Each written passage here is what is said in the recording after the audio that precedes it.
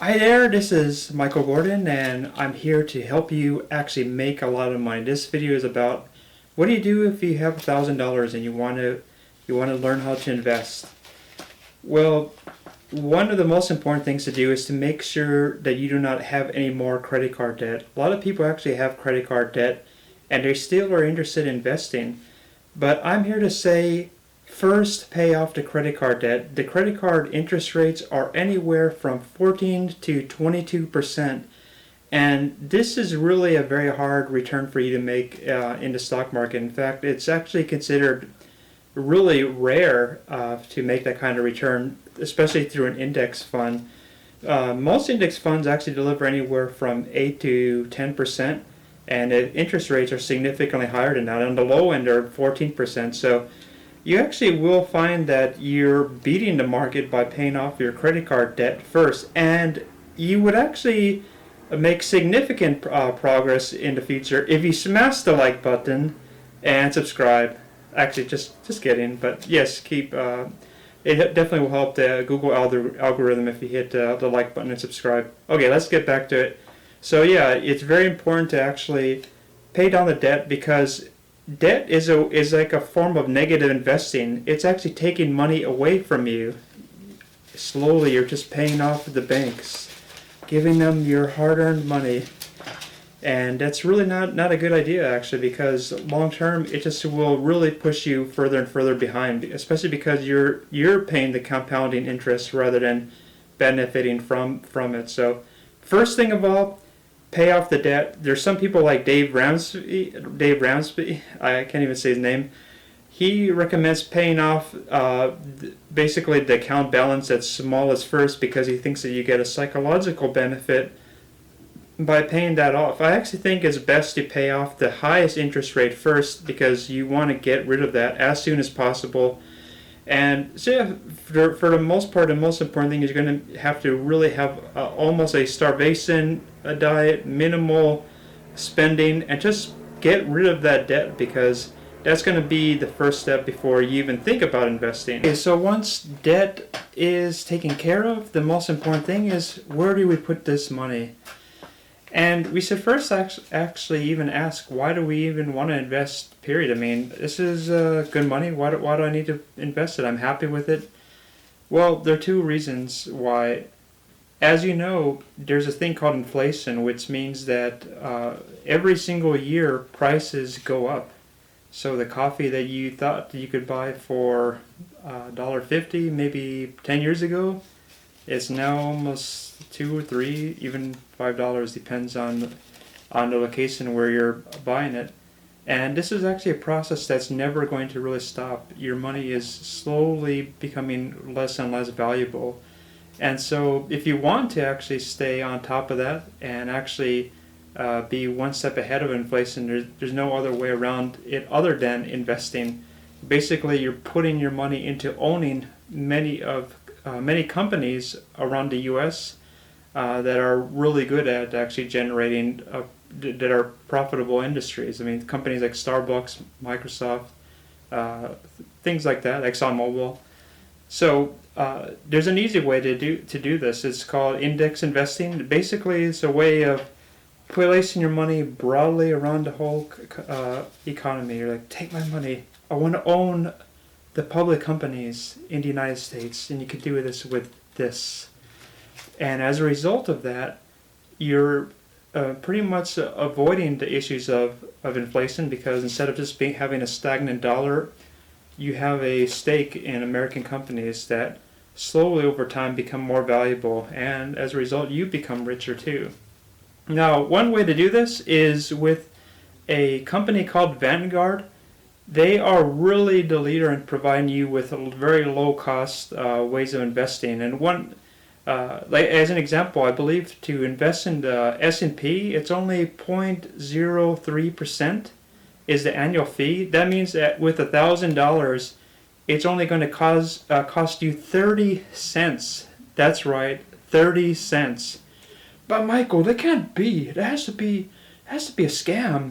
If it's only 30 cents, that's all they're charging you? Well, there are a lot of complicated reasons why it's so cheap. A lot of it is because For one thing, they manage a lot of money, so they have the benefit to scale, but also there are no secondary owners. Basically, you also own Vanguard as if you buy their funds. But that's getting into the weeds, it's a little complicated. But as an example of how much money just $1,000 can generate over time if you invest it with a company like Vanguard that is pretty low cost. You start off with $1,000, you put in $50 every month. If you're 21, by the time you're 67, you'll have $1.1 million. Yeah, that's right. Investing in one of the least interesting ways, it will generate pretty good returns over the long run through the benefit of compounding interest rates. So it's a surprising thing because a lot of people think that investing has to be complicated, and they're really are baffled by it. They have no clue how to do it. But the truth is, it's actually a very simple process. If you pretty much know how to do anything online, you could probably figure it out quite quickly. And the other thing about it is that it gives you a different perspective once you are invested in the economy. Once you also own these public companies, you can kind of take pride in a lot of these public companies because you are really an owner and you benefit from the economy getting bigger. So that's another reason why it's good to invest it that way. So the third way to invest money is actually by smashing the like button and hitting subscribe. Okay, just kidding. That's actually not the way to do it. But actually, it will benefit you because you'll see more of my videos as time goes on, and you'll learn to invest and make even more money. So, number 3 way to invest, it's actually a no-risk way. It's FDIC insured. It's basically there are a number of online bank accounts that offer you a way, way higher interest rate than what you're presently getting from your present bank.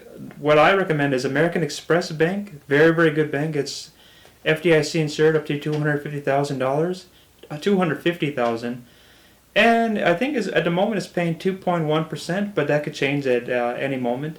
And what I really like about this is that it's linked to your bank account. You can move it to this account, and you don't have to pretty much allow your bank to rip you off with a very low interest rate.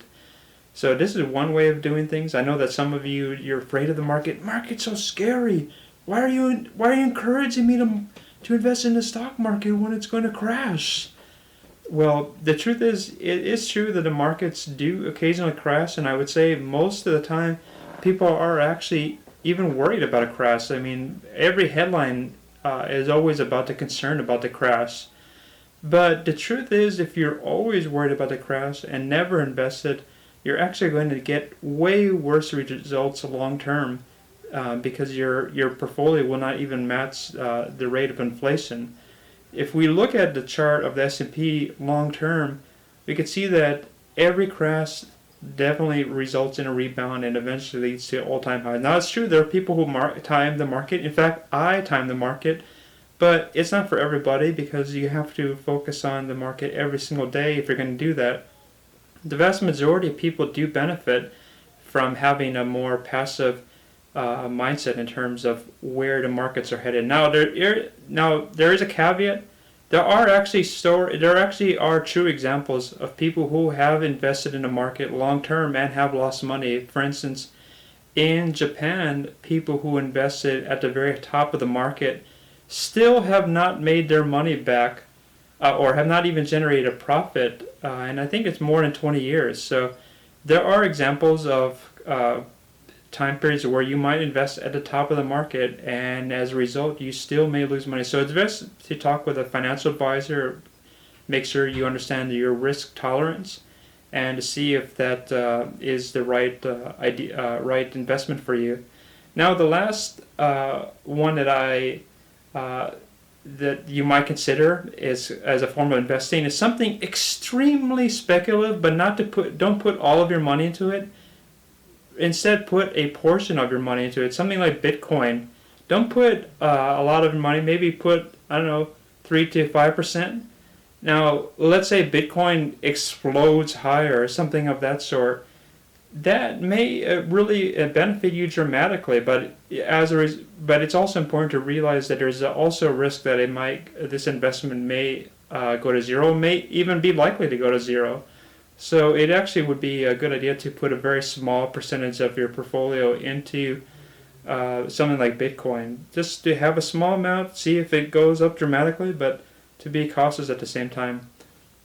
I really do hope that you enjoyed this video, and I do look forward to making even more videos to help you become more financially secure, independent, confident, and that's really what this channel is all about. And also it's about travel, so occasionally there will be some great clips of travel, and the major reason why that is because the whole point of becoming more financially secure and confident is to be able to share enriching experiences around the world. So that's the philosophy. Don't forget to subscribe, hit the like button, and see ya.